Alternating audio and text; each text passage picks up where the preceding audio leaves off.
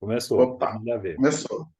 Então, beleza. Assim como a semana passada, essa conversa de hoje é ter um caráter mais filosófico e ter mais perguntas do que respostas, né? Ter poucas afirmações. A da semana passada foi assim, essencialmente filosófica, né? O que que é ética? Uhum. Como é que a gente distingue o bem do mal? Né? Quanto que, na verdade, a gente pensa que vive de acordo com regras que a gente tem na cabeça, mas no fundo, cada um de nós, não são só os políticos, não, cada um de nós vive por aquelas regras e tal que a gente acredita, mas também vive por outras coisas subjetivas, com a proximidade de quem a gente está julgando, né? Em particular, a proximidade da gente mesmo, né? Faltou dizer isso na semana passada. Quando sou eu mesmo, eu perdoo, eu não é? É, Não, eu fiz isso verdade. aqui, mas eu continuo sendo boa pessoa. Não, isso aqui que eu fiz está errado. Mas olha, eu não vou me condenar por causa disso. Todo mundo, errar é humano e tal. Foi Se é o sem seu querer, filho, querendo, né? foi sem querer querendo. Se é o seu filho, aí mais ainda você perdoa. Se é Perfeito. o seu vizinho, você já não perdoa tanto. Se é o cara que mora do outro lado da cidade, como é que esse cara pode fazer isso? Meu Deus do céu. Né? Tem muita. Inerentemente a cada um de nós tem uma hipocrisia grande, porque a gente pensa que está julgando sempre pela mesma régua, mas no fundo não está.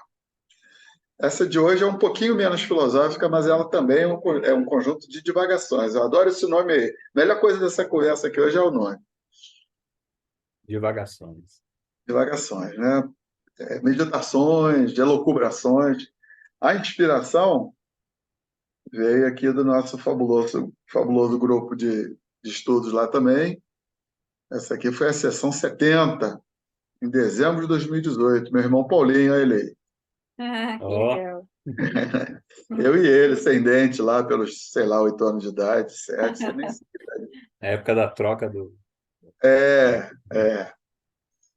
E aqui o mentor do negócio, embora não saiba que eu existo, eu sei que ele existe, então já tá bom. É meu mentor assim mesmo. Meu mentor involuntário, que é o grande professor Alessandro Barbeiro, que é o titular lá de História Medieval dessa Universidade do Piemonte Oriental. Não é a Universidade de Turim, é uma universidade que tem sede em 2 ou 3 cidades em volta de Turim, né? Na Grande Turim. Em particular, uma dessas sedes fica em Vercelli, onde esse cara nasceu e mora até hoje.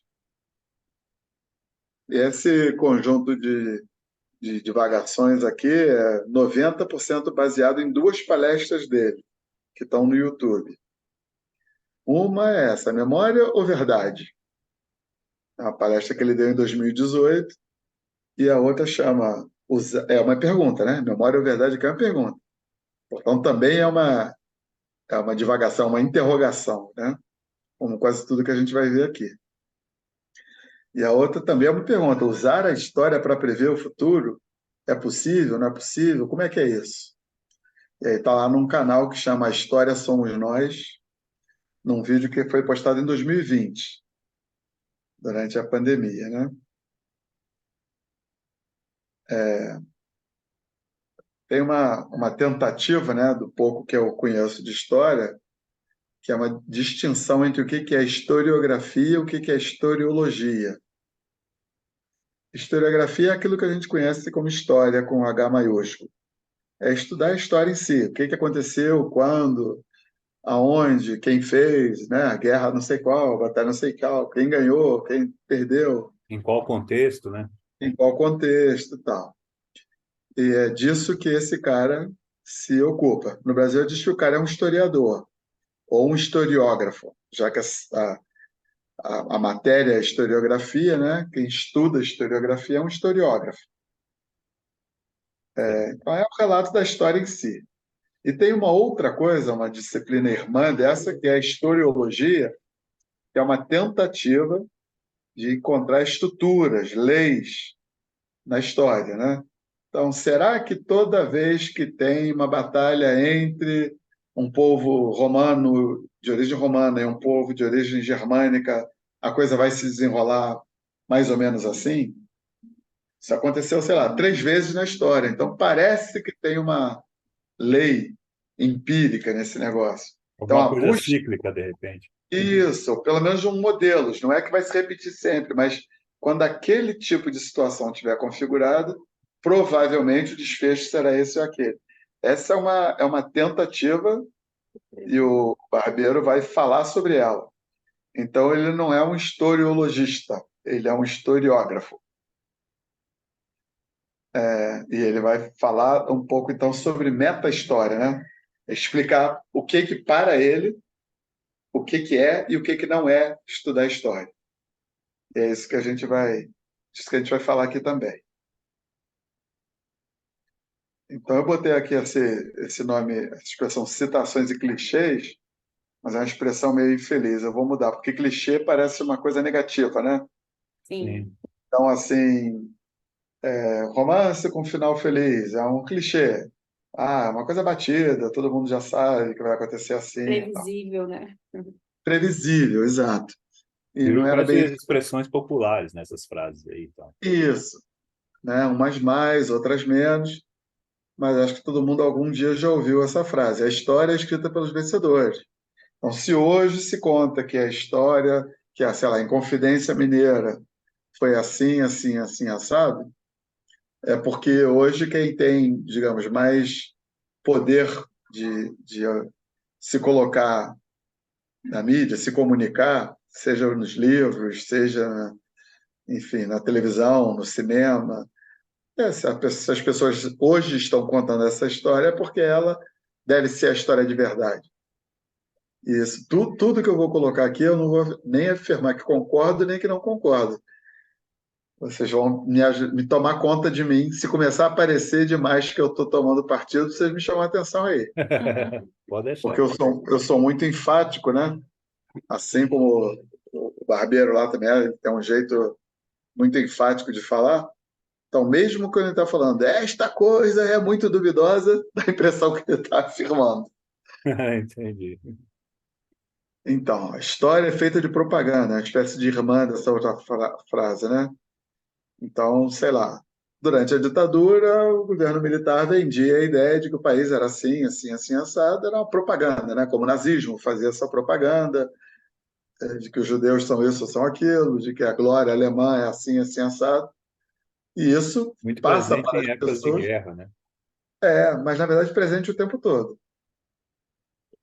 A questão é saber se isso for verdade, quando que é verdade e quanto que é possível não ser assim, e se isso é bom ou se é ruim. Então, como da outra vez, preparem-se para eu complicar bastante. Vamos lá. Nosso objetivo é complicar a história juntos, complicar a conversa juntos. Então, a evolução da história é uma batalha de narrativas. Hoje, mais do que nunca, né? Como se a gente estivesse vendo a história, digamos, compactada a cada dia com, sei lá, uma corrente de direita dizendo que o que aconteceu em 8 de janeiro foi isso. Uma corrente de esquerda dizendo que o que aconteceu no mesmo 8 de janeiro foi aquilo. Coisas que aconteceram há 9 meses atrás. E, na verdade, 2 semanas depois daqueles acontecimentos, já tinha essas duas narrativas. Correto. E aí, qual das duas é a história verdadeira? É sobre isso que essa conversa toda aqui fala, tá? Essa aqui eu aprendi há pouco tempo, é uma frase em latim que diz que a história é magistra vitae, mestra da vida. Isso aqui é de um orador romano famoso chamado Cícero, um tribuno romano, fazia grandes discursos assim sobre ética, sobre e falava sobre a história. A história nos ensina, ela é uma mestra para a nossa vida. Tem outra. Aqueles que não conhecem o passado estão condenados a repeti-lo. Uma frase bem famosa também. E tem uma que quase que o Jaziel assistiu, porque é dos anos do governo Fernando Henrique. O Pedro Malan, que foi o ministro da Fazenda do Fernando Henrique durante os 8 anos, um dia estava sendo entrevistado, né? E aí o Plano Real já tinha, enfim, funcionado e tal, o Brasil estava crescendo. E aí ele estava numa entrevista, algo assim, e alguém perguntou: e aí, ministro? Agora que o Brasil finalmente conseguiu estabilizar a moeda, a inflação está sob controle, será que finalmente ficou mais garantido, né? mais firme o futuro do Brasil ou ele vai continuar nessas indas e vindas, melhora, piora, melhora, piora?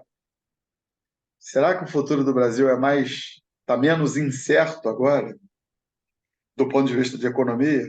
E aí ele fez essa frase de efeito: ah, rapaz, o futuro eu não sei, porque no Brasil até o passado é incerto. E essa frase ficou famosa. E nós vamos voltar a ela. Nós vamos passar por essas frases aí ao longo da conversa. Então, foi uma frase assim, tirada de efeito, causou grande impacto, né? Então, vamos começar agora nós a devagar. Devagar, não andar devagar. A fazer elucubrações. Vamos lá. Será que é possível olhar para o passado sem anacronismos, sem maniqueísmos e sem julgamentos morais? Em português, para não ficar igual a peça de Domingo lá. Anacronismo é olhar para uma coisa do passado com o olhar de hoje, com os valores de hoje. Né? Como olhar para a escravidão. Poxa, Abraham Lincoln tinha escravo, então ele não era uma boa pessoa. É a incapacidade de não conseguir se transportar para o passado para analisar o que está Exato, acontecendo. exato. As coisas só fazem sentido ser analisadas dentro do contexto da época. É, o conjunto de valores permanentes é infinitamente menor do que a gente pensa. Na verdade, acho que a vida é a busca desses valores permanentes. São atemporais. Só que nós, humanos, sempre tentamos transformar tudo que a gente acha em permanente e eterno. Só que daqui a uma semana a gente já não pensa mais assim e quebrou a cara. Mas chegar, não, eu estava errado semana passada, mas agora eu estou certo, hein? Agora é para sempre mesmo. Né? Sem saber que o para sempre sempre acaba, como diria Renato Russo. Né? É, É, e daí também eu lembrei aqui do conflito entre gerações, né? Exato. Nada mais antigo, né, do que isso. As gerações precisam olhar para a vida diferente do que seus antepassados viram, até que eles também amadurecem e veem, "Pô, até que meu pai não estava tão errado assim." Né? Sim, quase sempre. Então, anacronismo é isso. Maniqueísmo é essa visão clara entre bem e mal. É óbvio que existe o bem e é óbvio que existe o mal. Mas grande parte das coisas está numa zona cinzenta, onde depende do que a gente vai fazer com elas. Né? Obviamente, matar uma pessoa sem justificativa, agredindo, sem estar colocando a sua vida em risco, é um mal, uma coisa errada.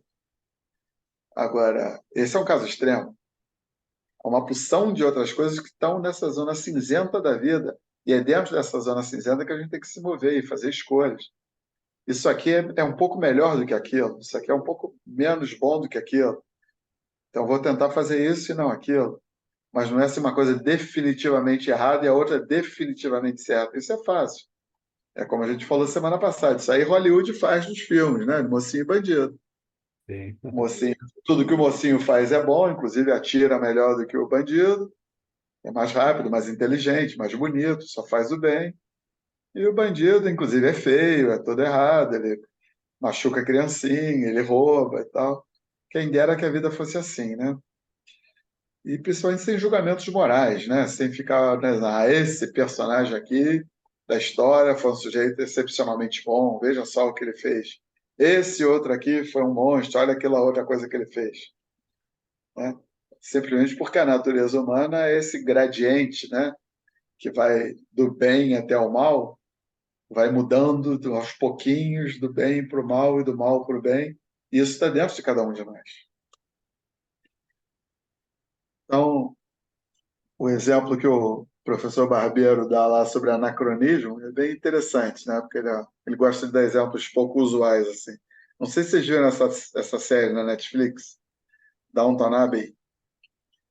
Não. Eu não vi também não, mas durante aí, na época da pandemia, um pouco, a gente fazia muito sucesso.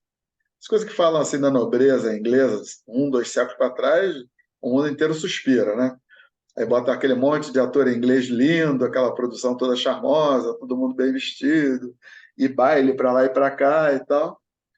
Então essa série era assim, era uma casa de uma família abastada, pelo que eu sei, e tinha lá os romances entre os pessoal, um novelão, né? Aquela série, aí faz mais outra temporada, porque está fazendo sucesso, vai indo, até que se extingue e acabou.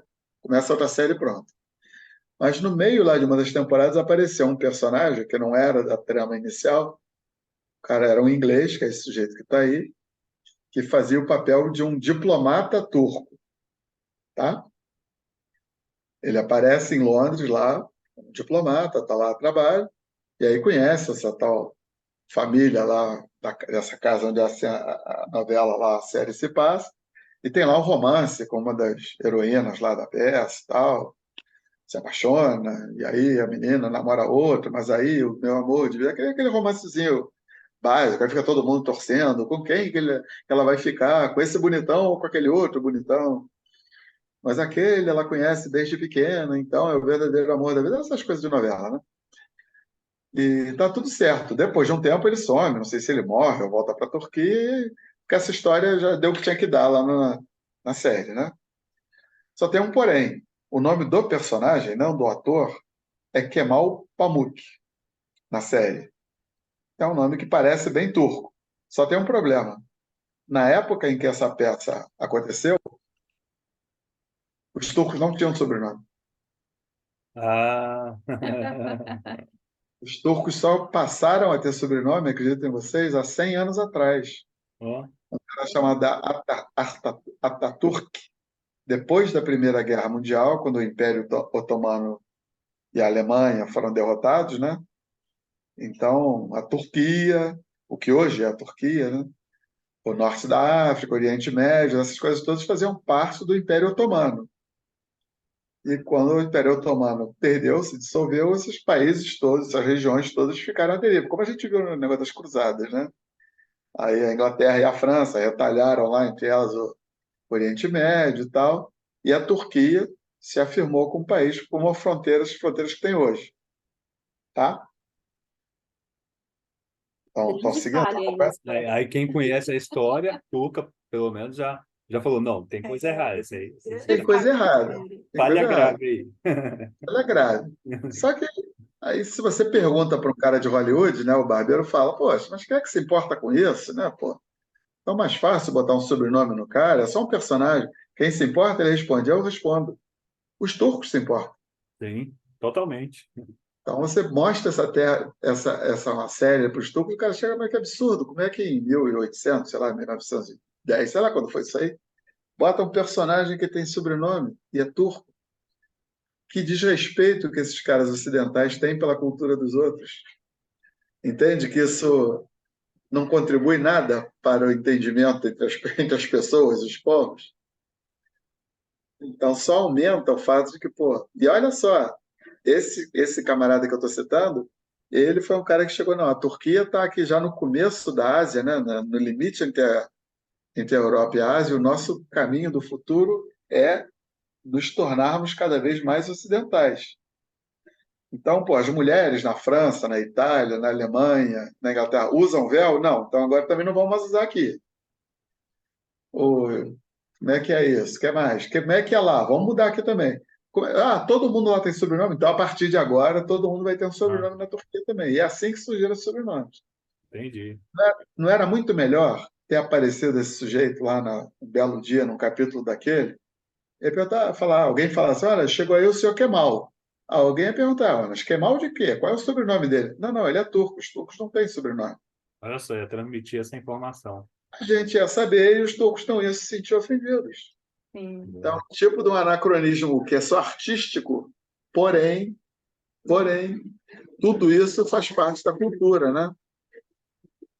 O Então, tô anacronismo, ele falando, pode causar um estrago, né, no entendimento de pode muitas causar um pessoas. estrago, por exemplo, né? Aumentar ou perpetuar ressentimentos, né?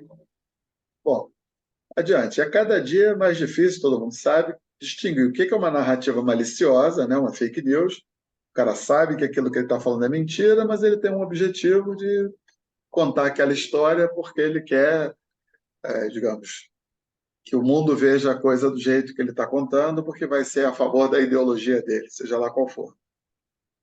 É muito difícil você estar aqui no seu WhatsApp, recebe uma mensagem, você não sabe se aquilo é confiável ou não. E É às vezes muito. até o sujeito tá acreditando, ele passou a acreditar na própria mentira que ele inventou, né? É isso. É isso. Ou então, se foi fulano que falou, deve ser verdade. Mas o fulano também não Sim, checou, porque ele recebeu de outro, e assim vai. Então, distinguir já é difícil. Porém, mesmo as narrativas bem intencionadas, não é raro, é bastante frequente a gente descobrir que estava errada. Não é porque alguém falou de sacanagem ou de propósito contou uma mentira. É porque achava-se que aquilo era verdade. Mas evidências posteriores mostraram que não foi bem assim. Isso acontece o tempo todo. Na verdade, a história é isso. Então, o historiador ele tem que estar pronto para mudar de opinião se aparecerem evidências novas de que não é bem daquele jeito que ele estudou. E mudar de novo, e de novo, e de novo, até morrer. entendi. Então, agora descobrimos a verdadeira história da Guerra de Secessão, a Guerra Civil Americana. Esquece, é impossível. E, no entanto, é uma viagem maravilhosa você cada dia entender um pouco mais, sem a pretensão de que, agora cheguei na narrativa pronta, completa e verdadeira. É impossível. E essa conversa aqui toda é também sobre isso, Perfeito. tá? A gente tem que abrir a cabeça e pensar, bom, antes a gente pensava, eu, sei lá, eu, Chico, estudei lá nos anos 70 na escola, que Tiradentes era assim, era assado, era como é que é o nome lá do negócio? Mascate, não, o cara que arrancava o dente dos outros, não sei o que e tal. Mas aí tinha o outro, Cláudio não sei quem, que era poeta. Aí, né? 10 anos depois, a história que era contada, era, sei lá, 20 anos depois, era diferente daquela. Nossa, mas que estranho. Bom, então, hoje se sabe que... Não, não. Se alguém disser hoje se sabe que, já está ruim. O máximo que a gente pode dizer é o seguinte: a maior parte das pessoas que estudam o assunto X a fundo, hoje acham que foi assim, assim, assado. Ponto. Não é unanimidade e não é para sempre. Pode até ser, mas é infinito enquanto dura, entende? É, Tem que é válido dizer que é por isso que história é uma ciência. Rapaz, não sei. Porque o verdadeiro cientista é um cara assim, né? É um cara que tem que estar preparado para abrir mão daquela convicção que ele tinha até hoje se aparecer uma evidência em contrário. Senão ele não é um cientista, ele é só um cara que crê numa coisa, certo? Certo? Mesmo que seja uma coisa ótima. Tem até um exemplo bom. Eu falo disso lá no finalzinho da conversa, mas já que o assunto apareceu, Marcelo, pela tua pergunta, acho que eu já comentei que eu tenho aqui um grande amigo, estou comigo e tal, e hoje é astrofísico, né? Um cara que trabalha lá no Instituto de Pesquisas Espaciais em São José dos Campos e tal. Somos muito, muito amigos, muito próximos mesmo. A gente passa 5 anos sem se falar, mas estamos sempre prontos, sempre dentro um do outro, na verdade. E ele fala, olha, eu sou astrônomo, né? Astrônomo e astrofísico hoje em dia é quase que sinônimo, porque assim, a astronomia hoje é toda feita de física, né? Correto. Então nós, astrônomos, os melhores astrônomos do mundo, acreditam na teoria do Big Bang por esse motivo, como origem, né, do universo. Porém, duas coisas. Ninguém sabe, ninguém tem a menor ideia do que aconteceu. Talvez eu já tenha até falado disso aqui alguma hora. Nos primeiros infinitésimos de segundo, imediatamente depois do Big Bang. Se todo o universo estava concentrado numa partícula infinitamente pequena, e dali ele explodiu, a liberação de energia naqueles momentos iniciais foi tão imensamente grande que não dá para imaginar o que aconteceu ali. Segundo, mesmo todo mundo, aliás, todo mundo não, corrija-se, Chico, mesmo a imensa maioria dos astrônomos e astrofísicos de renome no mundo, acreditando, confiando plenamente na teoria do Big Bang, todos eles, para merecerem o nome de cientista, têm que estar prontos para amanhã de manhã mudar de opinião se surgir uma outra teoria que se prove mais verdadeira do que a do Big Bang. E isso não é mole não, hein? Isso é dureza. É dureza. Pode ser depois de uma vida de pesquisa e Uma perseguindo vida de aquela pesquisa, verdade, ele fala, não de era uma vida verdade. de pesquisa. Quando eu mostrei isso aqui para meus irmãos, eu tenho um desses meus irmãos, esse Zé, esse daqui fez a palestra da ética lá em Toronto, se aposentou aí uns 2 anos atrás como neurocientista.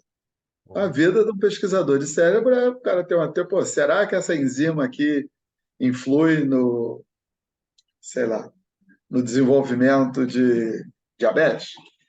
Uma Certo. coisa com uma aplicação imensa, né? Se for verdade, é um passo no sentido de curar ou prevenir a diabetes. Nossa, a história da humanidade muda se isso acontecer. Então, supõe que o cara está lá perseguindo essa hipótese. E tudo indica que sim. E ele está colaborando com outros pesquisadores pelo mundo afora que também acham isso. E faz mais um experimento, e faz mais isso. Você vai aqui. Um belo dia, o cara faz um experimento que prova, que não apenas não confirma aquilo, como prova que aquela hipótese é impossível, ela está errada. Como você falou, depois de anos. E A vida em luta. nessa hora o Zé falou, Chico, é exatamente assim. E é a coisa mais difícil do mundo é se desapegar, porque aquilo assim, é uma certeza que vai crescendo dentro de você.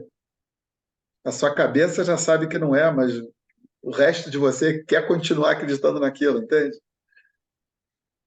Beleza, vamos adiante. Bom, se a história, a narrativa que me contaram sobre a Inconfidência Mineira não é a mesma que é contada hoje, e aí? Dá para acreditar na história? Em alguma história? Ou estudar história é perda de tempo, já que amanhã de manhã a gente pode descobrir que não foi bem assim? Resposta: sim, vale a pena. Assim como vale a pena estudar astronomia e astrofísica, mesmo que ninguém possa botar 101% a mão no fogo pela teoria do Big Bang, entende? Entendo.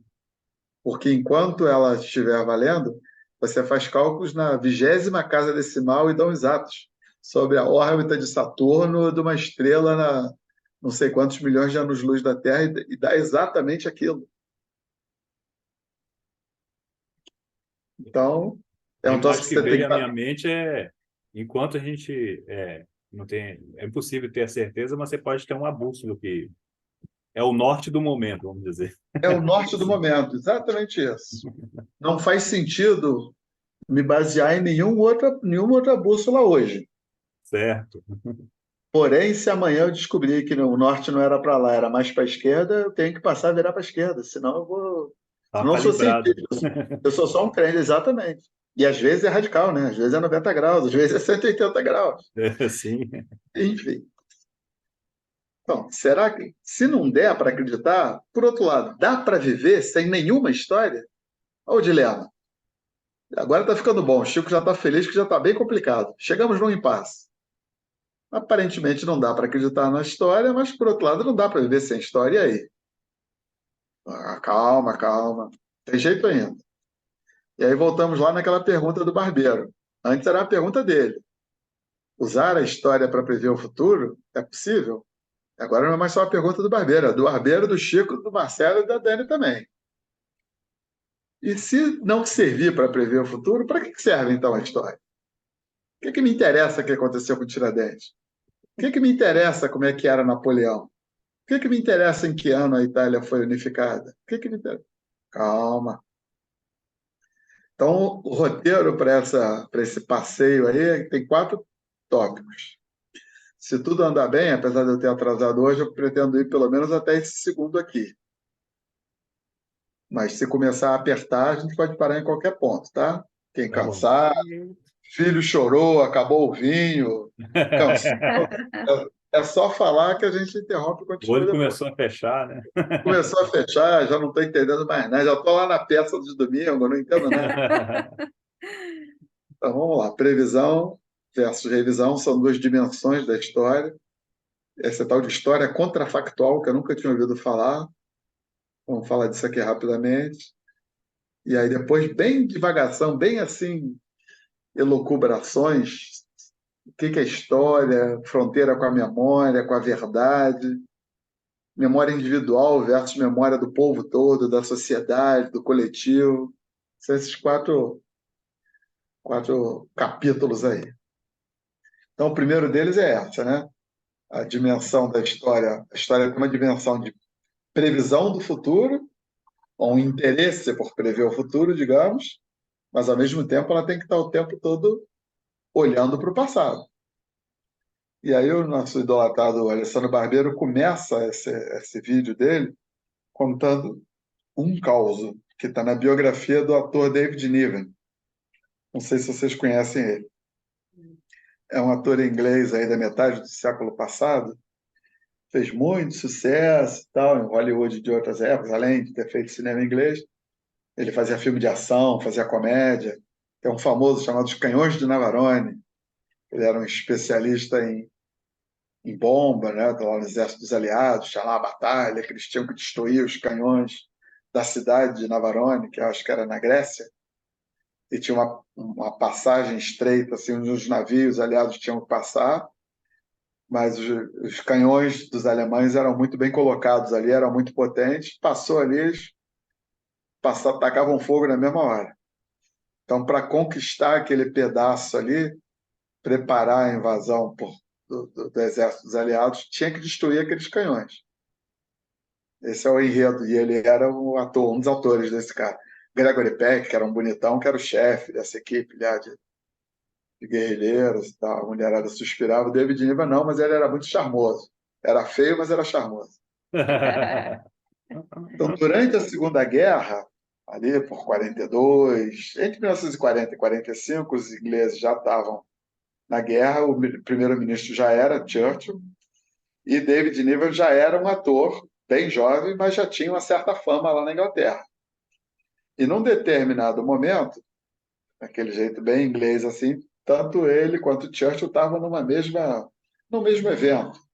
Devia ser, sei lá, uma comemoração de qualquer coisa, todo mundo de fraque, seu charutão na boca, aquele whiskinho escocês na mão, né? O pessoal ali, o ator fulano, o outro famoso de não sei aonde, o ministro, o banqueiro, não sei qual, aquele ambiente maravilhoso dos ricos e famosos, né? Em inglês, né, por cima, aquele charme imensamente grande, né? E aí o Churchill está lá na roda. Churchill era um cara muito falante, assim, né? Era um gênio militar e tal, mas gostava muito de...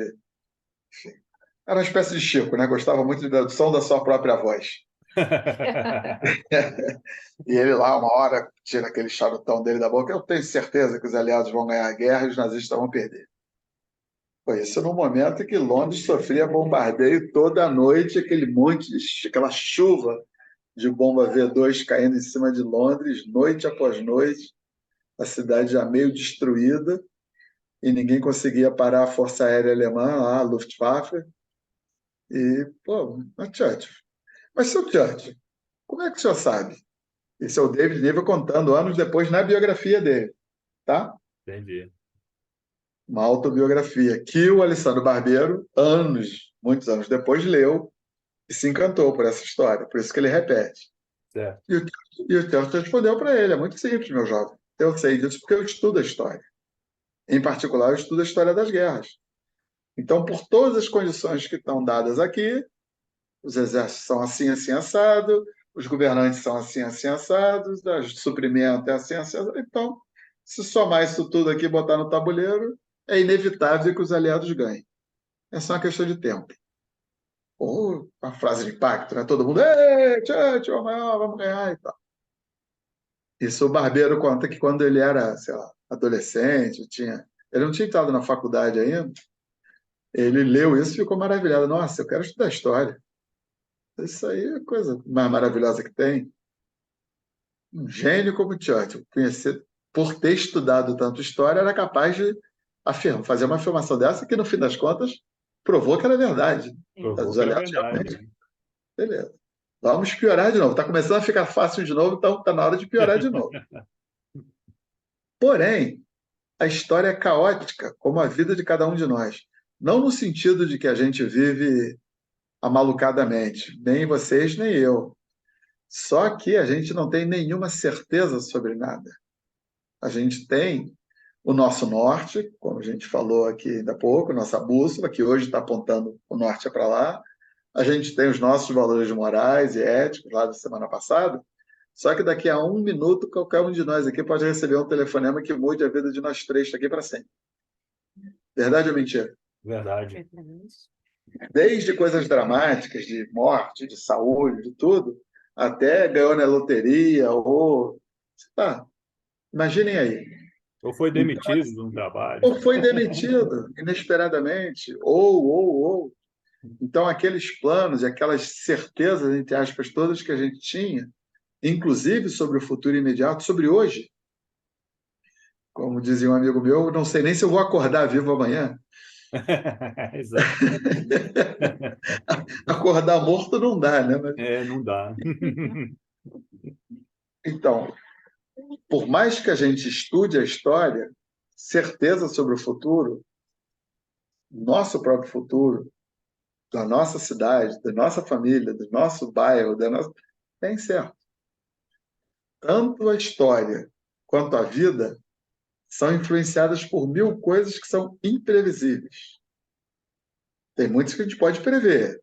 Provavelmente, sábado vai chover. A previsão do tempo atualmente é bem capaz de dizer, por bairro, qual é a chance de chover ou não. Se você entrar no site certo e definir bem o espaço geográfico, a chance daquilo acontecer é muito grande. Isso é baseado em ciência de dados, né? Então, os modelos para previsão de tempo são muito bons se você estiver usando, olhando no site certo, digamos, e não assim, vai chover no Sudeste amanhã. A expressão não quer dizer nada, né? É. Isso é tão Olha imensa que... a amplitude do território. É, mas o Edilson, por exemplo, lá da AVE, há muito tempo que ele fala, Chico, se você olhar direitinho no lugar certo e botar lá o bairro de Caraí, onde você mora em Niterói, a chance de você acertar a previsão do tempo para daqui a 5 dias é enorme. Agora, se você olha no Jornal Nacional, que diz que amanhã vai chover no Sudeste, aí não tem como isso estar certo, né? Bom, então, tanto a história, né, o passado, o estudo do passado, quanto a nossa vida de hoje, são influenciados por coisas que vão em direções que a gente não nem imaginava. Então, na história, não há leis exatas, não há certezas. Então, Marcelo, isso é ligeiramente, mas não totalmente, na contramão de dizer que a história é uma ciência. Porque mesmo como, digamos, como modelos provisórios, eles são muito menos determinísticos do que os modelos da astrofísica, por exemplo. Entendi. Tá? Então, enquanto esse modelo estiver vigorando, pode fazer a conta baseada aí nele que vai dar certo. Vai dar. Você pode lançar um foguete e ele vai chegar lá no dia tal, no dia... Saturno vai estar lá no lugar onde você mandou o foguete chegar daqui a 3 anos. Certo? Certo? Só com ciência. Em história, não. Ela é menos, porque, digamos, se ela é uma ciência, ou na sua face de ciência, ela é uma ciência social. É como a psicologia, né? Você não pode ter certeza absoluta de que esse cara tem um transtorno obsessivo compulsivo. Ele tem toda a pinta de ter, mas o toque dele é diferente do toque do outro cara do lado, porque além disso ele tem mais isso. Ou seja, podemos dizer o seguinte: para construirmos um modelo da, da psique, da mente humana, né? Gosto da palavra psique humana, tão seguro quanto os da astrofísica, a gente precisaria conhecer muito, muito mais sobre essas possíveis leis. Entendi. É Entende? É longe como do se... modelo científico da hipótese se transformar em Exato, teoria, né? exato. É por quê? Porque o modelo ele é muito frágil. Ele é muitíssimo melhor do que nada. É muitíssimo melhor fazer experiência própria, né? Fazer 2 anos de psicanálise, em que o terapeuta conhece pouco de você, você conhece pouco de você mesmo, mas aquele exercício ali te transforma numa pessoa melhor, eu não tenho a menor dúvida disso. Mas, se a minha terapeuta lá, a fabulosa Helena, podia ser, sei lá, quase minha avó, aquela mulher, uma gênia completa, se ela tentar pegar um modelo daquilo, e olha só, me dá os dados aí do próximo paciente que eu te dou a resposta, esquece. Não é assim que funciona essa ciência chamada psicanálise. Perfeito. Então, existem modelos? Existem, mas eles são muito mais aproximações, são macromodelos, são mais frameworks do que modelos exatamente, sabe, Marcelo? Entendi. O cara que tem tendência de transtorno obsessivo compulsivo, em geral, ele age assim, não assado. Mas se também ele tiver uma neurose junto com isso, desse seu tipo, aí ele já vai ter aquele outro tipo de comportamento, entende? Eu tenho um irmão que quando a gente foi para os Estados Unidos lá atrás, em Sim, 1991, ele ficou servindo na aeronáutica, lá na base aérea de Brasília. sim, E foi a sim. primeira, ele nunca tinha morado fora de casa nem nada, ele ficou no Brasil servindo, e a gente foi embora Aham, para os Estados Unidos. aham, Aí depois de um ano, depois que ele serviu, aí ele chegou, passou pelo Nova York, tal, chegou lá em Washington, e aham, daí uns dias a minha mãe percebeu que ele estava tipo com um transtorno psiquiátrico, é, entendeu? é, Talvez por causa da experiência e tudo. Aí a gente foi junto, exatamente. todo mundo foi pro psiquiatra junto, primeiro ele falou, não, eu só vou falar com ele e com a mãe, então. Isso, E a família isso. querendo aquela certeza, o doutor, ele vai Exato. voltar ao normal e tal. Aí depois É, que o psiquiatra falou assim, ó, eu vou dar um remédio, pode ser que ele volte, pode ser que ele nunca mais volte. Isso que ele falou para mim exatamente, friamente. exatamente, exatamente. E observa que um psiquiatra é um médico, né? Sim, Psiquiatria é um ramo da medicina, certo? certo. Igual gastroenterologia, obstetrícia, enfim, ginecologia e tal. Então, para esse cara que se baseia numa coisa, digamos, mais claramente científica do que é a medicina, mesmo para ele, as certezas em relação ao tratamento dos transtornos, dos distúrbios, das disfunções da mente, são altamente aproximativas. Certo. Então, eu, aí, há maio, talvez, em maio eu fui a um psiquiatra porque eu estava com muita dificuldade para dormir. O cara falou, Chico, me conta aqui essa história. Contei. Ele fez lá a anamnese, que chama, né? Ele falou, olha, em casos parecidos com o seu, em geral, esse remédio aqui ajuda. Agora, esse em geral, sabe o que que é, Marcelo? Às vezes é assim, 35% dos casos. Sim. É tão baixo. É muito melhor do que zero, entende? Sim. Vai ter que experimentar para ver se vai funcionar, né? Exatamente, é muitíssimo tentativa e erro. Um mês depois, um mês e meio depois, eu voltei lá e falei, olha, não melhorou, ainda por cima, minha boca fica seca pra caramba. Ele falou, esse remédio, esse efeito eu já conheci, ele já tinha me avisado antes. Além disso, eu perdi o apetite, além disso, eu falei, pô, doutor, não, então vamos mudar. Quem é muito de ciências exatas sem entender o resto do mundo em volta, sem entender que existem outros saberes em volta, tipo, pô, esse médico é um charlatão, o cara está experimentando comigo. Um dia com um psiquiatra melhor aí, porque esse cara está com tentativa e Não erro. sabe nada, né? Deixa eu te contar uma verdade, meu amigo. Todo psiquiatra age por tentativa e erro. Se Uhum. ele é muito experiente e muito atualizado, porque os remédios saem novos a todo dia, o tratamento dele é baseado em remédios, certo? É. Tem que estar muito atualizado. Aquilo que ele sabia há 3 anos atrás, há um ano atrás, às vezes já não vale. E, segundo, é sempre estatisticamente o melhor que eu tenho para te recomendar agora. Agora, certeza, esquece. Esquece. Perfeito, perfeito. Tanto que, aliás, amanhã eu vou num outro, que é um neurologista, para tratar do mesmo assunto. Vou sair daqui, vou a Niterói e volto amanhã mesmo, só para fazer isso. É Então isso tá. aí. Então não há leis exatas. Existem isso que eu vou chamar de macromodelos. Acho que tá bom, né? Em geral, guerras assim assado tendem a acabar assim. É diferente de dizer, se um mais um e tal, esse exército é desse tamanho, os canhões são daquele, acabou, mistura tudo aqui que vai sair a resposta no fim. Certeza não há. Não há nada determinístico, né, nessa área. Não é determinístico. Boa. É sempre estatístico. Tem a maior probabilidade é que aconteça isso, isso. E olha que nós estamos falando de previsão para o futuro. Certo? Vai piorar na hora que a gente for falar de revisão do passado. Ó, Deixa eu ir ali no banheiro um instantinho, já volto. opa, vai lá. É, isso aí abre um pouco a mente, né? Nada é exato. Você tem a experiência boa nessa área aí, Hum? de tentar remédio, mudar. Sim. Aumenta a dose, diminui a dose. É, qual que te faz dormir, qual que realmente não faz. É bom que ajuda a compreender essas guerras de narrativas que existem hoje no mundo, né? Que a gente fica perdido, o que que é verdade, o que que não é, né? É tenso. Esse ponto que o Chico comentou de remédio, tem até a questão da indústria farmacêutica, né? É, Os médicos tendem a falar que aquele é melhor que o outro porque vai ganhar um percentual na já venda. tem essa distorção Tem aí, né? essa questão, né? Beleza. Ah, porque eles indicam lá, alguns indicam o nome. Ai, como que eles chamam? O nome do princípio ativo. Outros vão lá e falam, essa marca, esse remédio. É, Nem o mesmo psiquiatra, há 2 meses atrás, ele me deu o Deller, que é um remédio, é desvenlafaxina. Aí ele falou, compra o Deller. Comprei o Deller. Agora ele já me deu o princípio ativo. Desvenlafaxina, aí eu compro qualquer um, entendeu?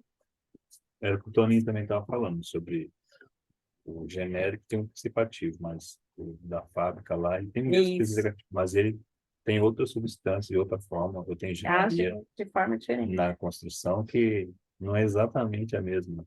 Talvez o que você falou, na probabilidade, né? Sei lá, com 35, 40% das pessoas deu certo, mas não tenho certeza, assim. É, realmente. Voltei. Opa!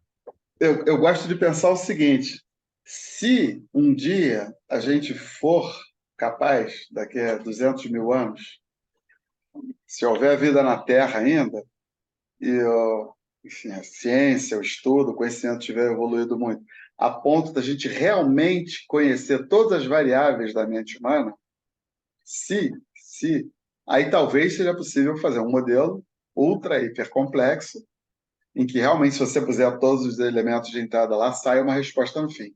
É esse remédio aqui, pode tomar, que no seu caso, tudo considerado, esse remédio aqui vai resolver. Hum. É uma hipótese. Agora, se isso vai acontecer, é no futuro. Certo. Eu não tenho a menor ideia. Portanto, as ciências sociais, em particular a psicanálise, a psicologia e a própria psiquiatria, embora derivada da medicina, elas lidam com modelos probabilísticos.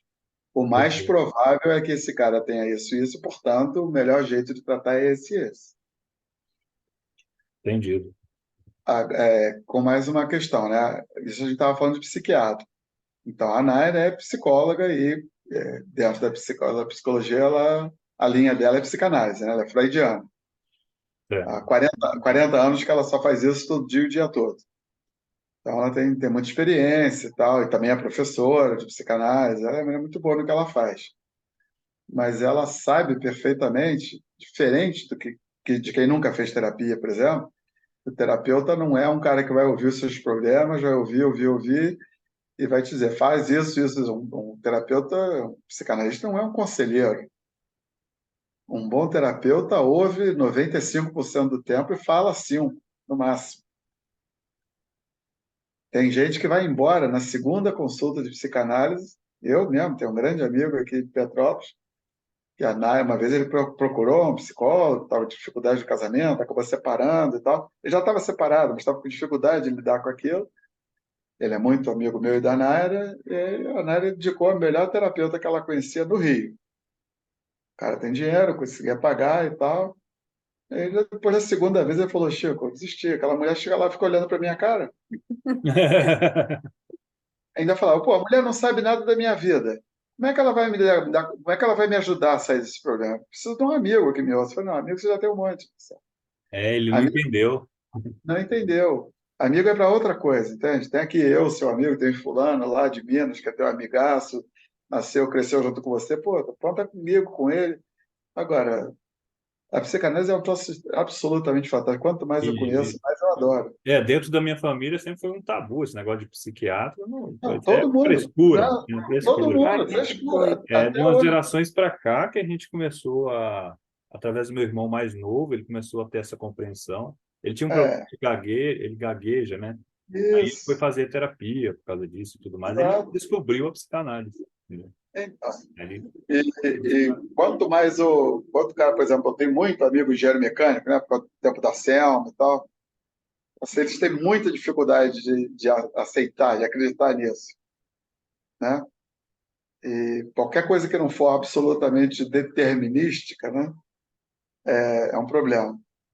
Depois a gente até conversa sobre isso no próprio ambiente da Selma lá, porque no fundo o que a Selma faz, de consertar motor de avião, é uma atividade estatística, não determinística.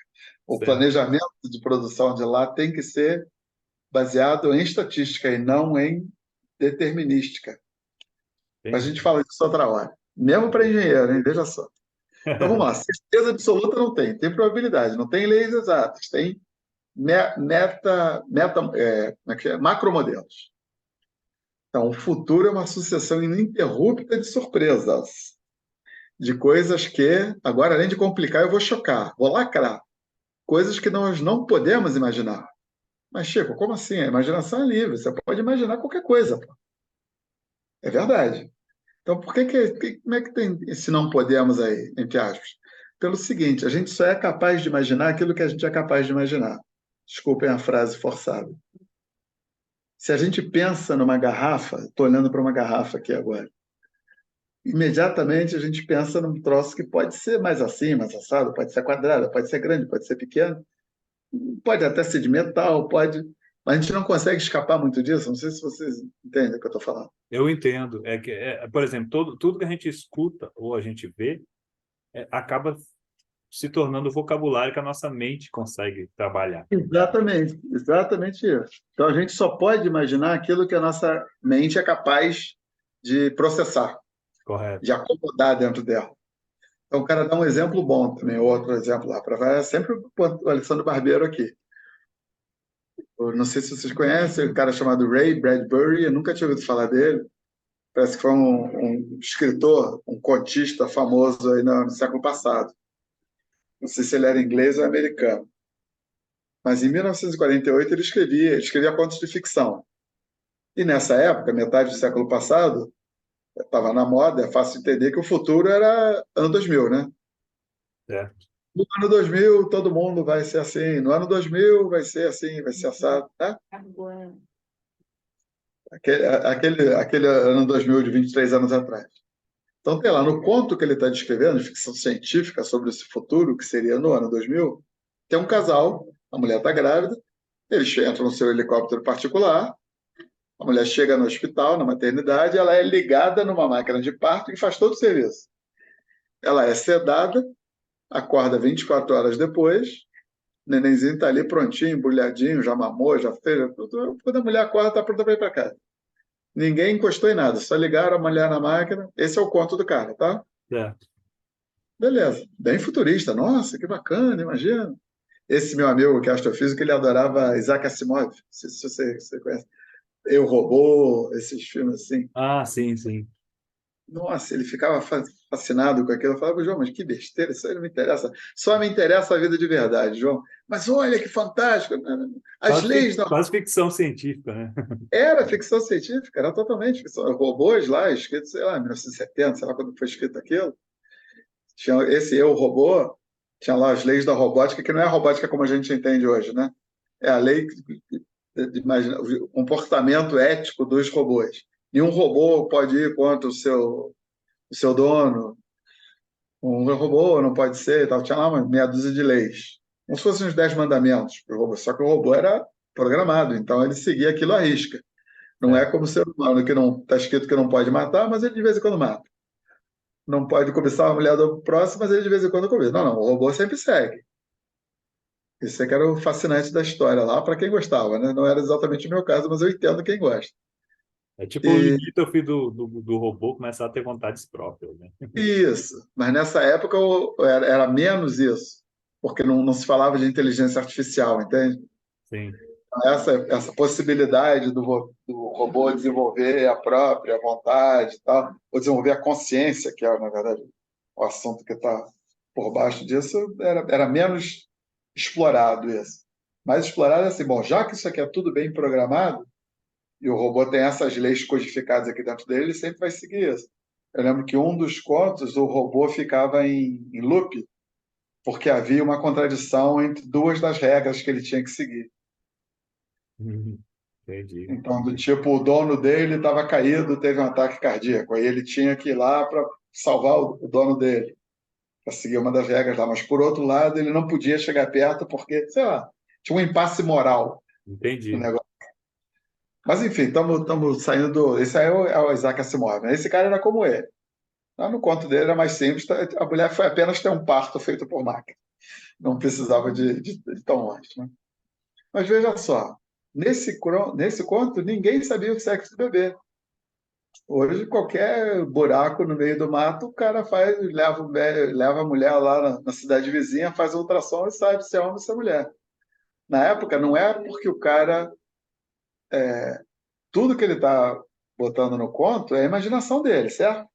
É, A imaginação dele é livre, mas por que não ocorreu a ele pensar nisso? Porque simplesmente não estava na cabeça da humanidade que sexo de um bebê fosse uma coisa que você pudesse vir a saber. sim. Era inimaginável, né, que isso Era pudesse. inimaginável nesse sentido, exatamente. Então a imaginação é um troço sem limites, mais ou menos, porque ela tem um limite do que ela mesma consegue processar. O marido não entra na sala de parto, coisa que num país como a Itália hoje, se tem um casal estável lá do pai ou a mãe, tem que ter um motivo muito forte para o marido não estar junto, o pai da criança não estar junto na hora do parto. E Correto. mais, e mais, o marido fuma o tempo todo no corredor. Era simplesmente impensável, há 70 anos atrás, que uma pessoa pudesse ficar naquela agonia de horas esperando um bebê nascer sem estar fumando um cigarro atrás do outro. Correto. E coisa que para nós hoje, primeiro, é É um esquisito, muito, absurdo. muito mais absurdo é dentro do hospital. Já pensou? Antigamente. Entende? Então o cara não consegue imaginar que um dia o cigarro fosse ser proibido dentro do hospital. Então, veja só, não é tão raro caras como ele, de muita imaginação, como Isaac Asimov, o outro lá, que é Arthur Clarke, acertarem previsões de tecnologia, a máquina que faz não sei o quê, o helicóptero particular, o carro voador, que até já existe, né? A Embraer está fabricando carro voador Sim, já. sim.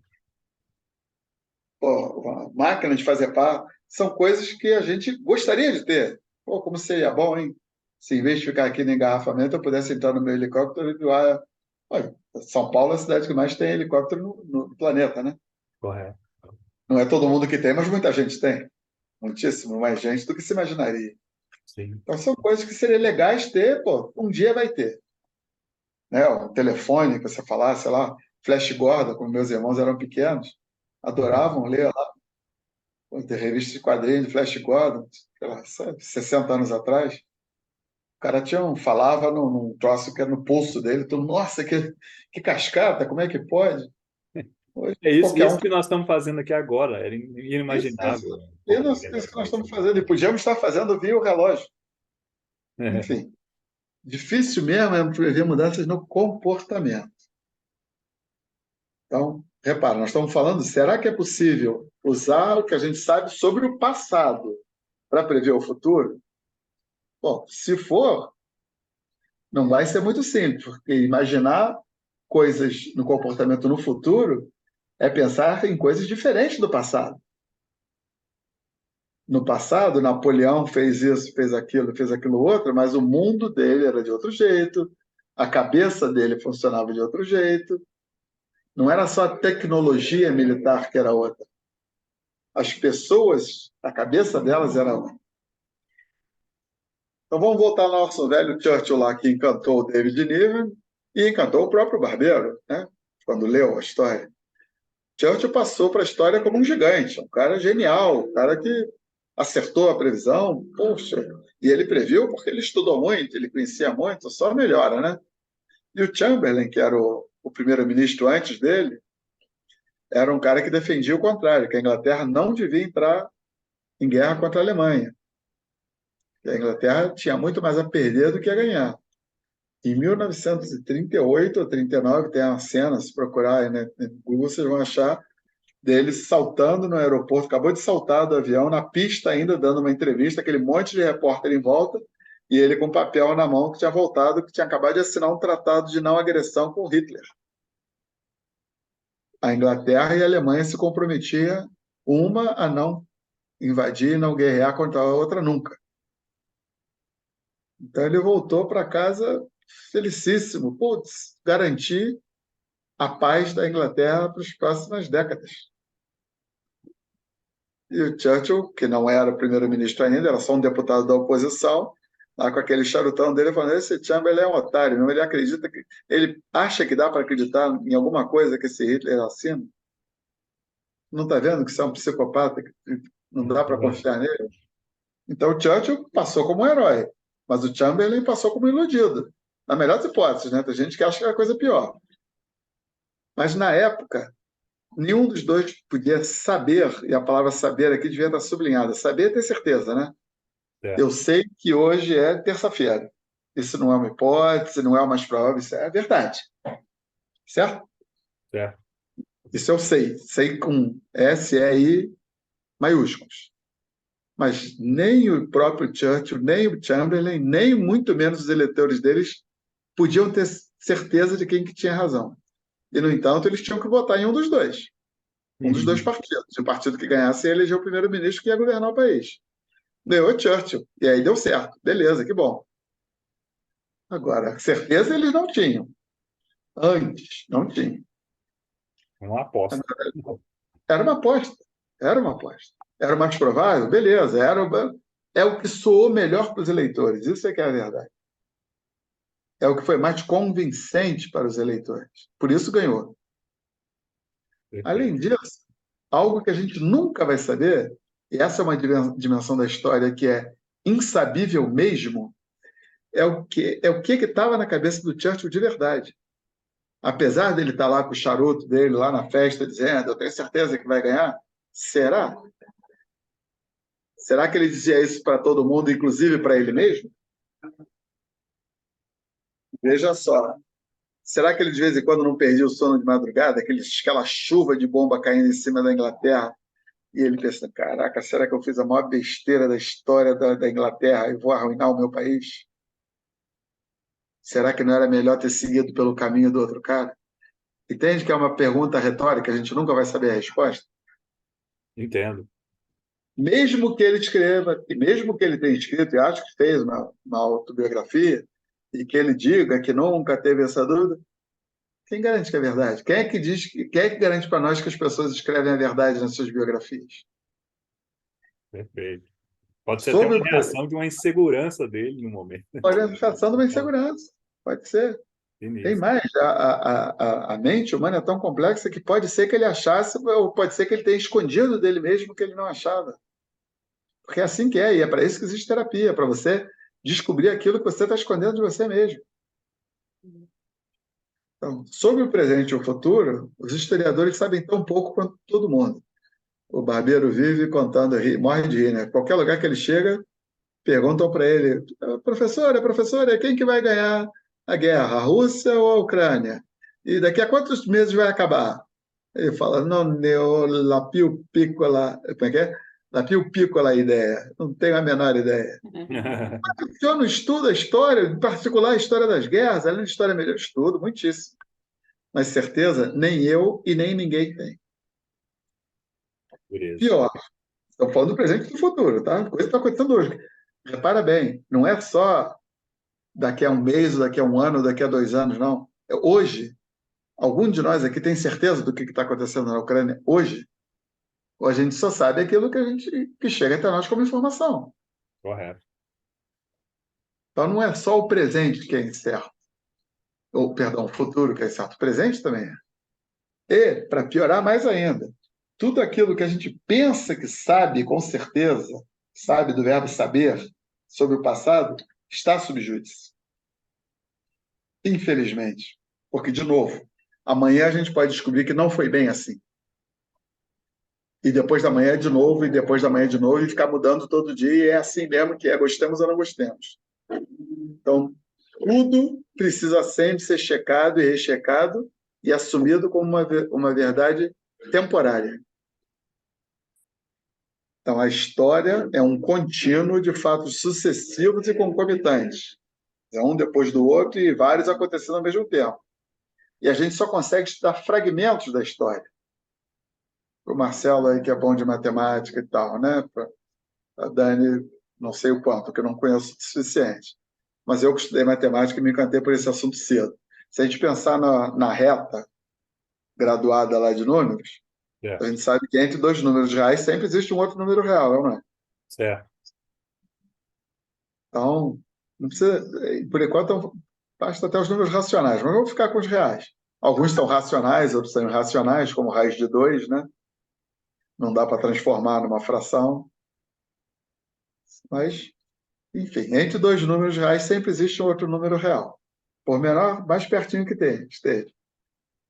Só o que a gente vê da história, na melhor das hipóteses, são os números inteiros. Zero, Bom, um, dois, entendi. três. E entre o 0 e 1 tem uma infinidade de outros Universo. números. E a gente não é capaz nem de imaginar quantos existem. Bom, mas deve ter muitos, né? Mas, olha, entre 0 e 1 existem tantos números quanto na reta toda. A gente só consegue navegar na superfície desse mar aí, né? Exato. É porque a grandeza dos números, a natureza dos números inteiros ela tem uma dimensão de números discretos. Tem um Certo. aqui, daqui a pouco tem outro, daqui a pouco tem outro. E entre esse primeiro e o segundo não tem dois, não tem outro. Entre o 0 e 1 não tem outro número inteiro. Então, se um dia a história avançar muito, a gente vai ser capaz de conhecer o 0, o 1, o 2 e o 3, ou talvez até o 0, o meio, o 1, os números racionais, que dá para Sim, botar sim. como fração. Mas sempre vai sobrar uma infinidade de Nossa, irracionais. essa analogia é fantástica. Não é bacana? E olha só que eu só estou falando dos sucessivos, em um depois do outro. Sim. E nem estou falando do concomitante, porque na verdade tem uma reta em cima de outra reta, porque enquanto está acontecendo isso aqui na Itália, está acontecendo isso aqui no Brasil, isso aqui nos Estados Unidos, isso aqui, né? Nossa, é super complexo. Não é? É isso aí E mesmo. o quanto que um influencia a outra também é uma medida que a gente nunca chega. A gente nunca chega, mas a gente sabe que influencia. Muito bem. Aí, para dar um exemplo de como que a gente só vê fragmentos, deixa eu dar um recado aqui para a Nara um instantinho, peraí.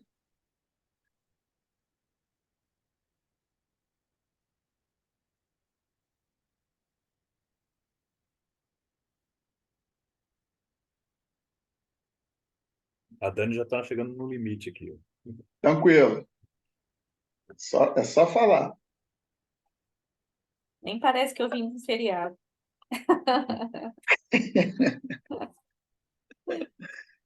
Então, o exemplo que o cara dá aqui é lá um dos imperadores do Império Romano, que chama Caracalla, tem lá as terras, as ruínas dele lá perto do Panteão, da Piazza Navona, lá em Roma.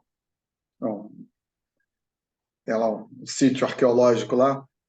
No ano de 212, ele decretou que o Império Romano, agora todo mundo que morava dentro e não fosse escravo, nem prisioneiro, era cidadão romano.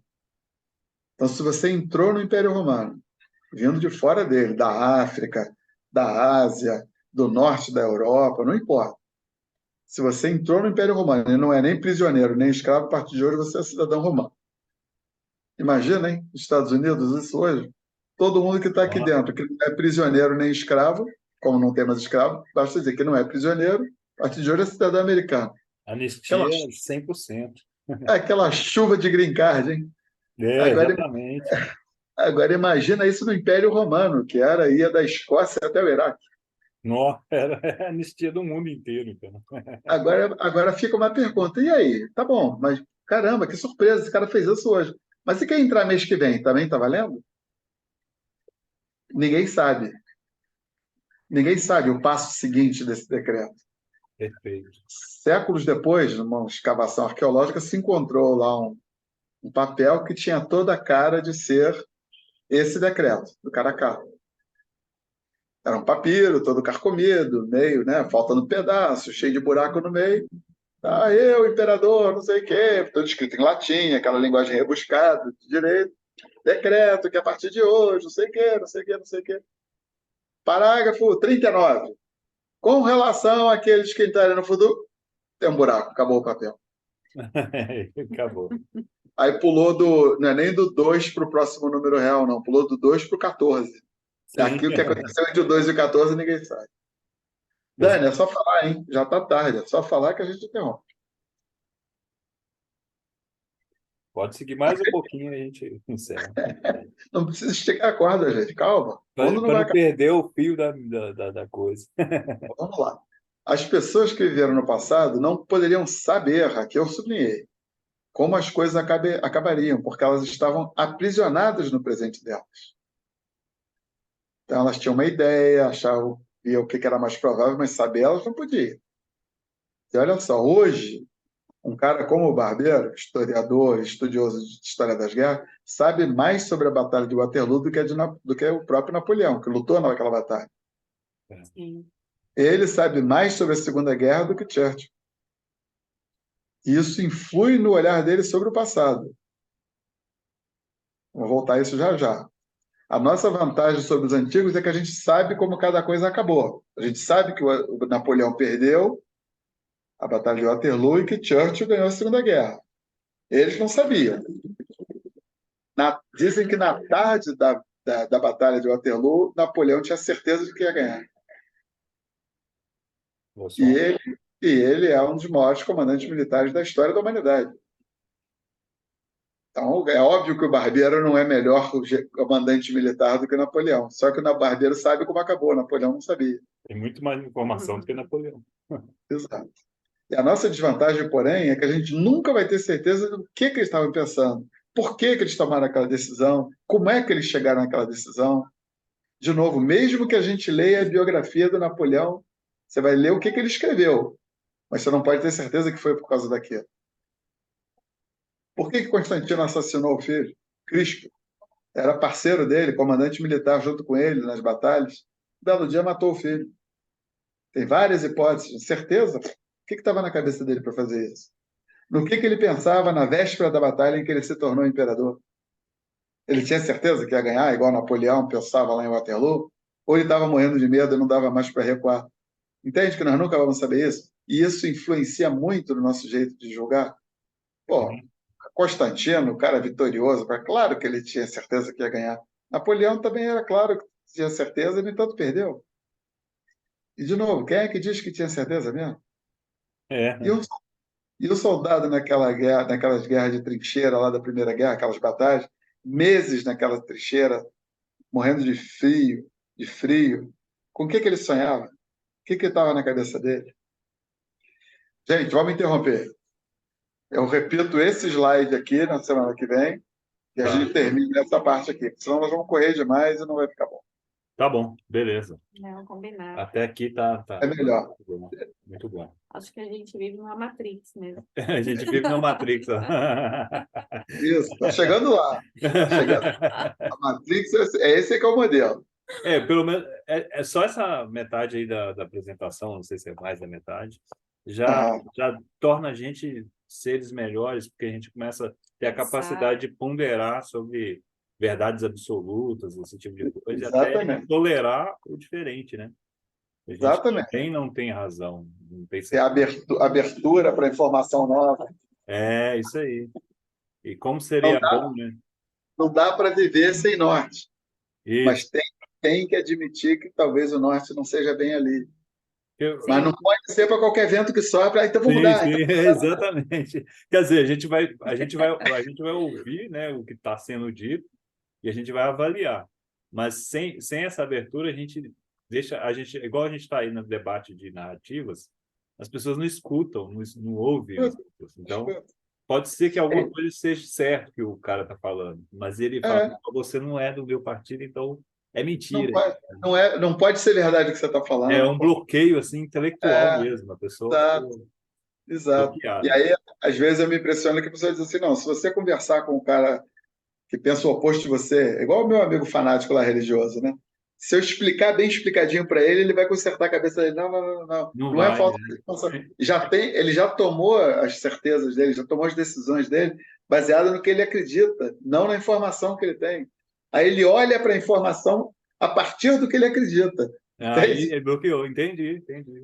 Ele já acha que ele não está ele disposto já a acha que avaliar imparcialmente nada. ele já acha que 37 é um número par e acabou. Não adianta Já você era, provar para ele que é Verdade ímpar, entendeu? absoluta, né? exatamente. Já é, porque meu pai falou, porque o Papa falou, porque o antipapa falou, sei lá, pô, Ele atropela a razão, vamos dizer assim. atropela a razão.